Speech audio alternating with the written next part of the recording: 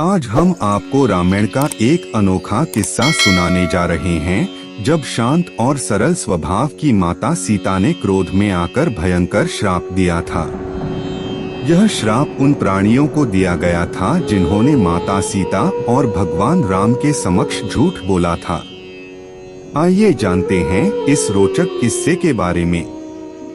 वाल्मीकि रामायण में राजा दशरथ के श्राद्ध से जुड़ा एक किस्सा वर्णित है। यह किस्सा माता सीता द्वारा राजा दशरथ के पिंडदान से जुड़ा हुआ।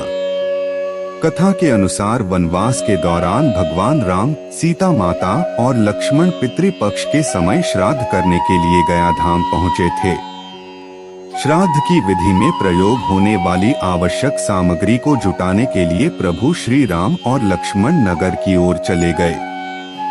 श्री राम और लक्ष्मण को दोपहर हो गई थी, लेकिन दोनों में से कोई भी सामग्री के साथ पुनः श्राद्ध के स्थान पर नहीं पहुंचा था। तब माता सीता ने गया जी के आगे फल्गु नदी के तट पर राजा दशरथ का पिंडदान कर श्राद्ध कर्म की विधि पूर्ण किया। श्राद्ध कर्म की विधि को करते समय माता सीता ने वहां मौजूद वटवृक्ष, केतकी के फूल और गाय को साक्षी बनाया। जब श्री आराम लौटकर आए तब माता सीता ने उन्हें पूरा वृत्तांत बताते हुए श्राद्ध पूर्ण कर लेने की बात कही। श्री राम ने माता सीता से श्राद्ध कर्म पूर्ण और विधिवत रूप से करने का साक्ष्य मांगा। माता सीता ने साक्ष्य के रूप में वट वृक्ष, केतकी के फूल, गाय और फल्गु नदी से प्रमाण देने के लिए कहा।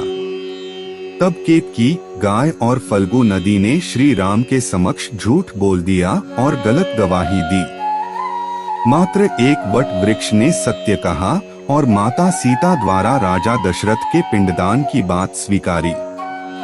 इसके बाद माता सीता ने राजा दशरथ का स्मरण कर उनसे ही अपने सत्य का साक्ष्य देने को कहा।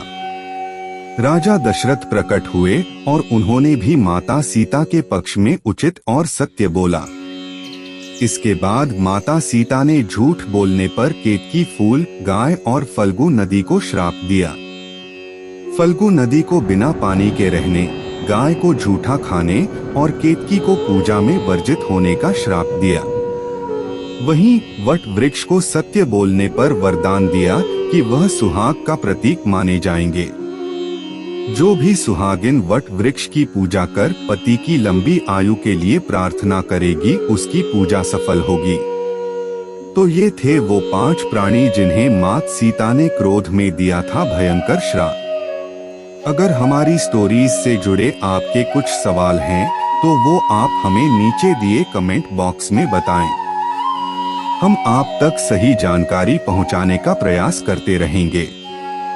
अगर आपको ये स्टोरी अच्छी लगी है तो इसे शेयर जरूर करें। धन्यवाद।